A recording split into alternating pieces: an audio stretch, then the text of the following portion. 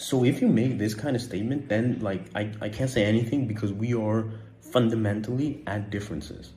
But if you do say that, yeah, it should be the people who have a say in the economy, then you have to fall into the category of socialism by definition. The next question is basically how to do it. That is, how to implement socialism. And we have a few different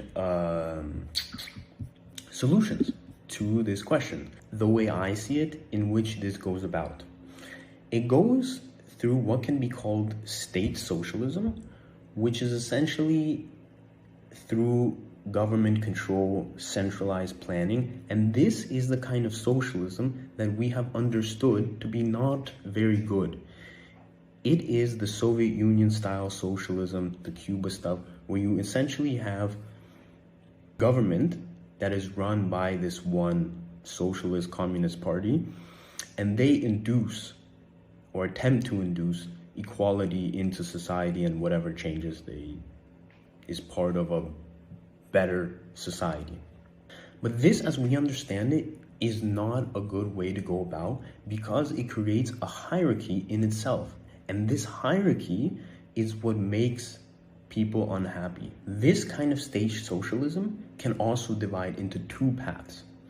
The first path can be this authoritarianism, Soviet Union style socialism.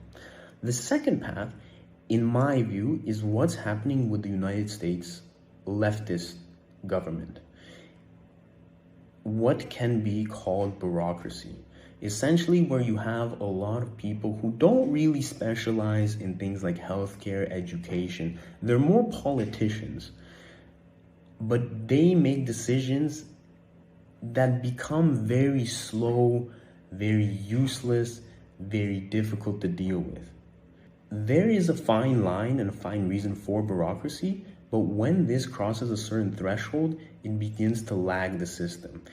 Children, instead of focusing on studying mathematics, start focusing on political stuff, etc.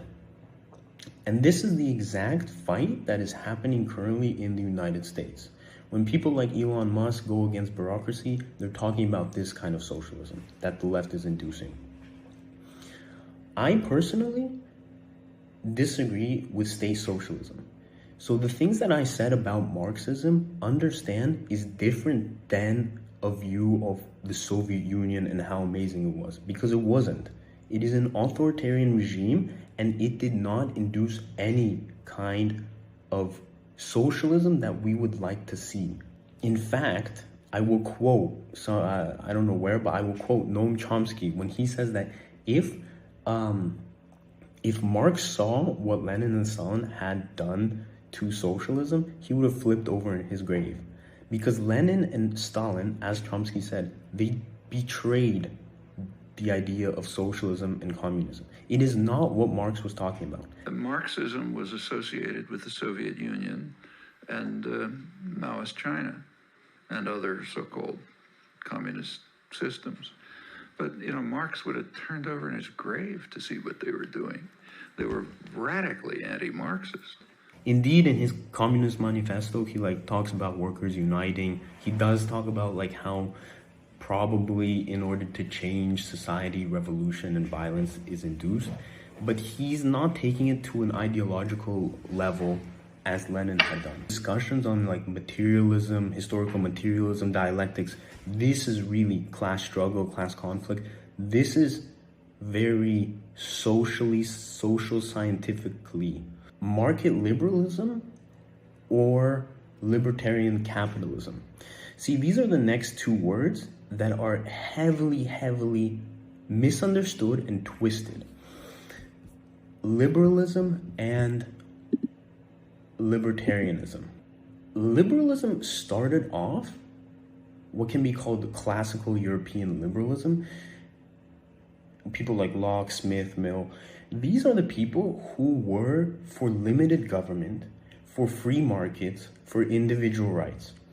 This is very good, but this was in the 1700s when the type of governments that existed were monarchies, were very heavily influencing the markets and what should be produced. So these classical European liberalists, they were moving towards a society that ought to become democratic, towards a society where there is freedom, individual freedoms. And they did move into a new system, a system in which the kings and queens no longer control who produces what. Instead, this is done via businesses, and we move into the capitalist era in the 1800s. But there are a lot of problems with this kind of system.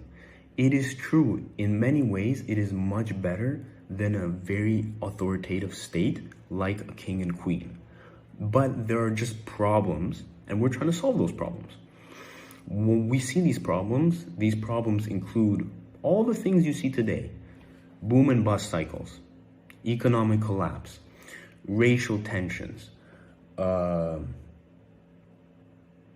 blah, blah. So we then try to explain why those things happen and what can we do to improve upon them. And hence comes a new word: modern liberalism. Modern liberalism then looks at this situation and says, hey, we need to have certain things like welfare. We need to have civil rights. We need to have regulation of the financial systems. This is your modern US liberalism. So they are no longer for this, totally free markets, totally limited government, because we understand that totally free markets is not necessarily a good thing all the time. The third word related to liberalism is what can be called neoliberalism, starting in about 1980s. This is a movement that is kind of very market fundamentalist. This calls for deregulation of the financial institutions. This calls for globalization, etc., etc. It is closer in wording, it is closer to classical European liberalism. But we live in a different age. And this neoliberalism is actually just a hidden word for pro-capitalist principles. So there's three different liberalism that we ought to clarify before we throw the word liberalism. So now we see that state socialism doesn't work, and also radically free markets also don't work. So how can we improve the lives of the society, i.e. make people happier? Because I think that is really the main thing that people want to figure out, is how to improve their conditions. The third on the list is the anarchist cooperative socialism. This is the classical libertarian view, the real anti-authoritative view. Because we've noticed that there is an authoritative existence in something like state socialism, and there's an authoritative existence in something like market liberalism, clearly this might be the root thing that causes people to have a lot of negative experiences. Oppression. The anarchist, what Noam Chomsky would call himself as a anarcho-syndicalist or a